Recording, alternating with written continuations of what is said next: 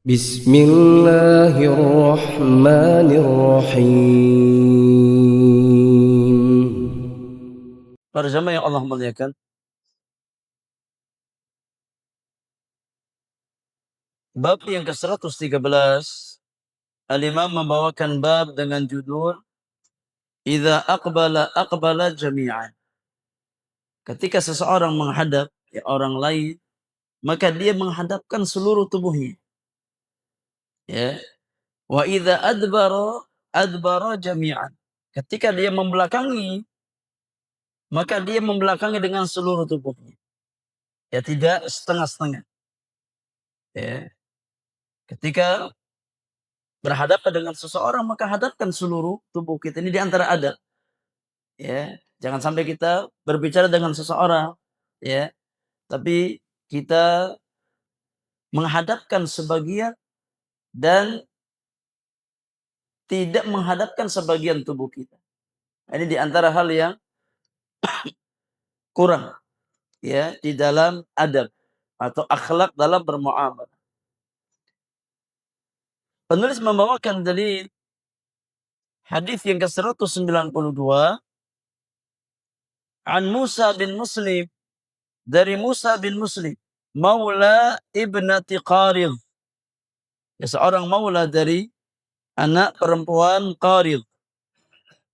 An Abi Hurairah radhiyallahu anhu, dari Abu Hurairah radhiyallahu taala anhu, annahu rubbama haddatha 'anil Nabi sallallahu alaihi wasallam fayaqul, bahwasanya Abu Hurairah suatu ketika pernah menceritakan tentang karakter Nabi sallallahu alaihi wasallam, baik karakter akhlak beliau ataupun karakter fisik Nabi sallallahu alaihi wasallam.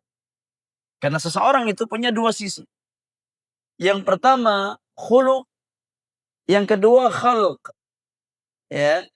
Yang pertama akhlak atau perangai. Yang kedua adalah al-khalqu, yakni bentuk fisik. Ya. Seseorang itu ada bentuk fisiknya dan ada perangainya, ada akhlak. Maka Abu Hurairah radhiyallahu taala anhu ketika beliau menceritakan hadis dari Nabi sallallahu alaihi wasallam, ketika Abu Hurairah meriwayatkan hadis dari Nabi sallallahu alaihi wasallam, terkadang Abu Hurairah menjelaskan karakter Nabi sallallahu alaihi wasallam. Ya.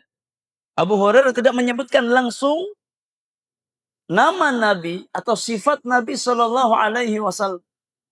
Ya, tapi beliau menyebutkan karakter Nabi untuk menggambarkan bagaimana, ya, bagusnya rupa fisik Nabi dan bagusnya akhlak Rasulullah sallallahu alaihi wasallam. Abu Hurairah mengatakan ketika meriwayatkan hadis, terkadang beliau meriwayatkan dengan mengucapkan haddatsanihi ahdabus syufrain.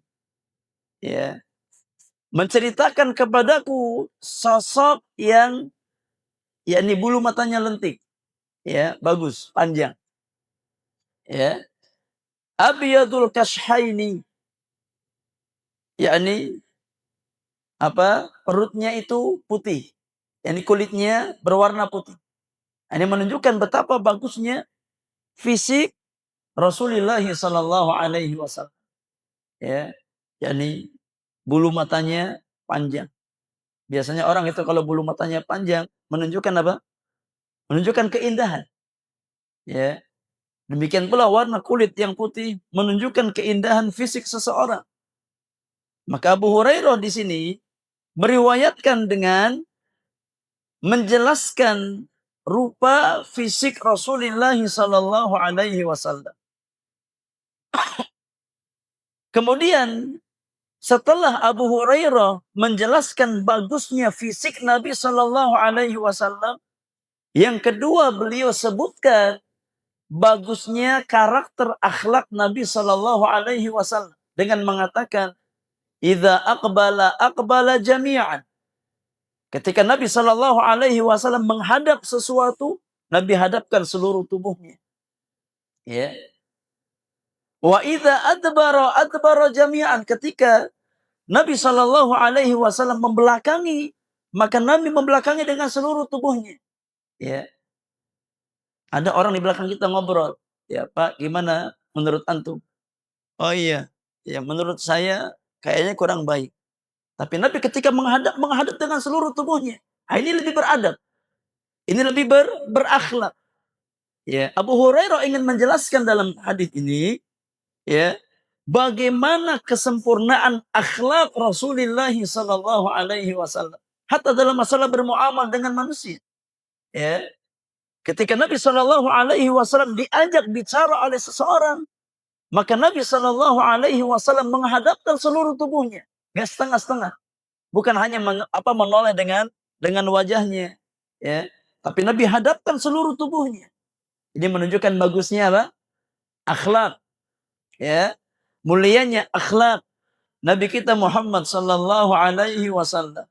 Kata Abu Hurairah, "Lam tara 'ainun mithlahu walan taraha."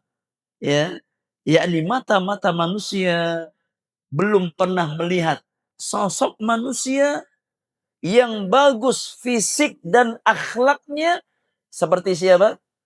Rasulullah sallallahu alaihi wasallam. Belum ada mata manusia yang melihat bagusnya fisik dan akhlak seseorang sebagaimana Nabi sallallahu alaihi wasallam, walan tarahu, dan tidak akan ada lagi, ya, mata-mata yang bisa memandang sosok manusia sebagus bentuk fisik dan akhlaknya Nabi sallallahu alaihi wasallam. Ya, ini sosok manusia yang terbaik secara fisiknya, ya, dan secara akhlaknya. Ya, Allah berikan kelebihan kepada Nabi kita Muhammad sallallahu alaihi wasallam dari sisi bentuk fisik, ya, dan kemuliaan akhlak Nabi kita Muhammad sallallahu alaihi wasallam. Kita ambil pelajaran jamaah yang Allah muliakan dari hadis 192. Di antara faedah yang bisa kita ambil, ya, yang pertama, hadis ini menjelaskan keutamaan fisik Rasulullah sallallahu alaihi wasallam. Ya. Di mana Allah Subhanahu wa taala memberikan fisik yang terbaik untuk nabinya sallallahu alaihi wasallam. Ya. Dalam sebagian riwayat disebutkan ketika para sahabat mensifati fisik Nabi sallallahu alaihi wasallam, disebutkan bahwasanya Nabi sallallahu alaihi wasallam adalah sosok yang memiliki fisik yang ideal. Ya. Tidak terlalu jangkung berlebihan, enggak terlalu pendek, tapi sedang. Ya. Ini menunjukkan bagusnya fisik Nabi sallallahu alaihi wasallam. Ya, kemudian kulit beliau berwarna putih. Ya, ini juga menunjukkan ya bagusnya fisik Nabi kita Muhammad sallallahu alaihi wasallam. Faedah yang kedua, hadis di atas juga menjelaskan, dan ini yang paling utama, kemuliaan akhlak Nabi kita Muhammad sallallahu alaihi wasallam. Ya, bagusnya akhlak Nabi kita Muhammad sallallahu alaihi wasallam.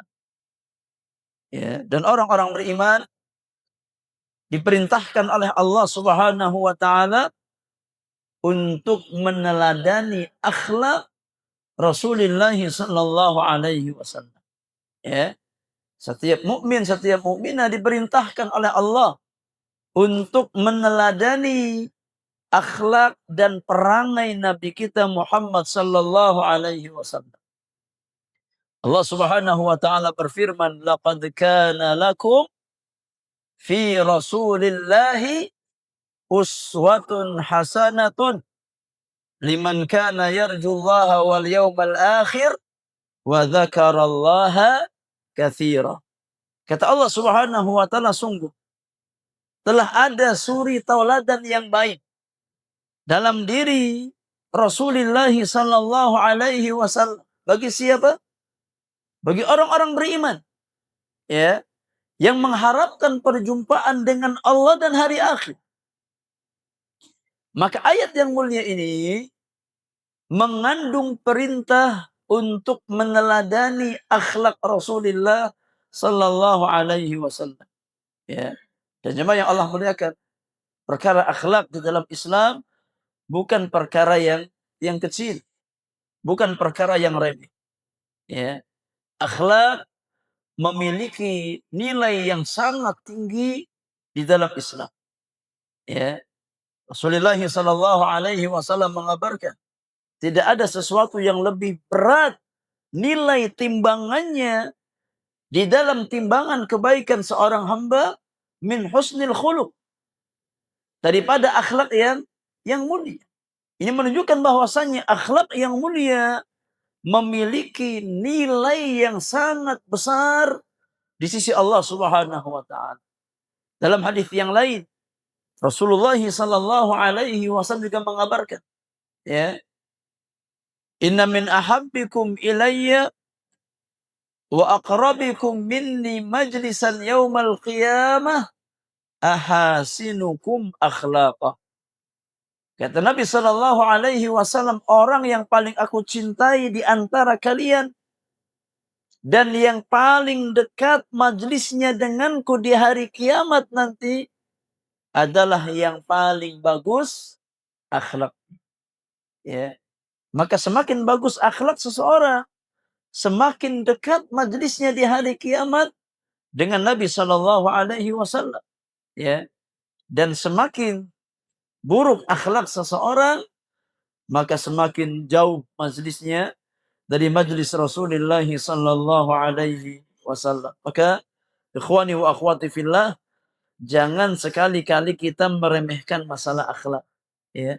Yang penting akidahnya baik, yang penting ibadahnya baik, tidak. Orang-orang beriman membangun agamanya di atas 3 perkara. Ya. Kata para ulama, ya, agama Islam dibangun di atas 3 perkara.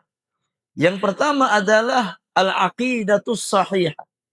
Ya, di atas akidah yang benar. Yang kedua, al-ibadah as-sahihah.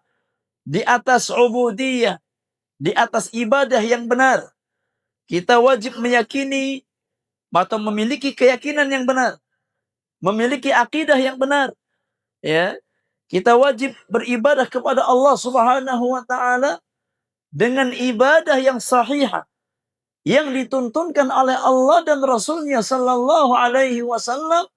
Yang ketiga adalah kita wajib untuk memiliki akhlak yang mulia di dalam bermuamalah bersama manusia. Ya. Maka orang-orang beriman menggabungkan 3 perkara ini. Jangan kita pisahkan. Ya. Yang penting tauhidnya benar, yang penting ibadahnya benar. Ya, urusan akhlak mah gampang. Kita katakan tidak. Ya. Justru para jamaah yang Allah muliakan, kemuliaan akhlak seseorang, ya, adalah parameter kebaikan akidah dan ibadah seseorang. Ya. Di antara cara kita mengukur kualitas akidah dan ibadah kita dengan akhlak-akhlak kita. Ya. Kalau kita pengen tahu seberapa bagus kualitas akidah kita, kualitas iman kita, kualitas ibadah kita kepada Allah, lihat dari sisi akhlak yang kita miliki. Ya, maka di dalam banyak hadis Nabi Shallallahu Alaihi Wasallam menggandengkan antara iman dengan apa?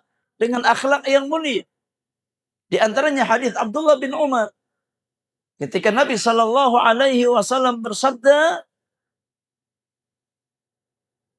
kata Nabi Shallallahu Alaihi Wasallam, "Man kana yu'minu billahi wal yaumil akhir, falyaqul khairan aw liyasmut. Wa man kana yu'minu billahi wal yaumil akhir falyukrim dhaifahu. Wa man kana yu'minu billahi wal yaumil akhir falyukrim jarahu. Kata Nabi yang mulia, siapa yang iman kepada Allah dan hari akhir, maka hendaknya dia berucap yang baik atau diam. Ya. Mengucapkan kalimat-kalimat yang baik. Bagian dari akhlak apa bukan? Akhlak. Ya. Karena orang kalau akhlaknya baik, insya Allah tutur katanya apa? Baik. Ya. Kalau seseorang akhlaknya buruk, maka tercermin pada tutur katanya. Gak dia filter. Ya. Yakni penghuni kebun binatang, semuanya keluar dari lisan. Ya, tapi orang-orang beriman yang berusaha untuk membaguskan akhlaknya, maka tidak dia gunakan lisannya kecuali untuk kebaikan. Ya. Maka kebaikan akhlak adalah parameter kualitas iman seseorang. Yang kedua, kata Nabi Shallallahu Alaihi Wasallam, siapa yang beriman kepada Allah dan hari akhir, maka hendaknya dia memuliakan tamunya. Memuliakan tamu akhlak apa bukan? Akhlak. Ya, memuliakan tamu akhlak. Ini menunjukkan bahwasanya antara iman dan akhlak dua hal yang saling melazimi dan tidak bisa dipisahkan. Kata Nabi Shallallahu Alaihi Wasallam, "Wa man kana yu'minu billahi wal yaumil akhir, falyukrim jarahu." Siapa yang beriman kepada Allah dan hari akhir, maka hendaknya dia memuliakan tetangganya. Akhlak apa bukan? Akhlak. Ya. Maka jemaah yang Allah muliakan, jangan sekali-kali seorang muslim, seorang muslimah meremehkan masalah akhlak. Karena akhlak kita adalah cerminan dari kualitas iman yang kita miliki. Ya. Semakin baik iman seorang hamba, tercermin pada akhlak, pada perilakunya, pada tutur katanya, pada muamalahnya. Ya. Ketika seseorang muamalahnya buruk, akhlaknya buruk, tutur katanya buruk, ini indikator akan lemahnya iman pada dirinya. Ya. Maka tidak boleh seorang muslim, seorang muslimah mengecilkan masalah akhlak. Ya. Wallahu a'lam. Taib bab yang ke-104. Silakan dibaca.